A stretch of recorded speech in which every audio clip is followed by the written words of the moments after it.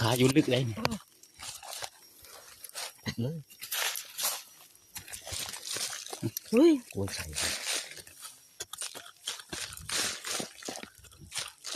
มันเหี่ยสะนะมันได้มองเห็นเลยก็บอกเป็นอย่าง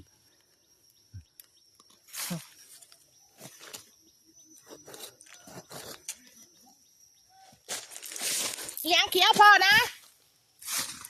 ฮะผู้ใดพอ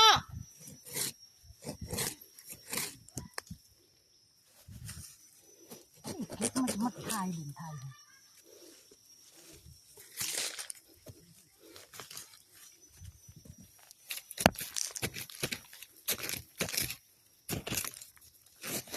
เปื่อยเลยเปื่อยนี่แหละฟังกันเปื่อยไหนอยู่ขามันอวบดี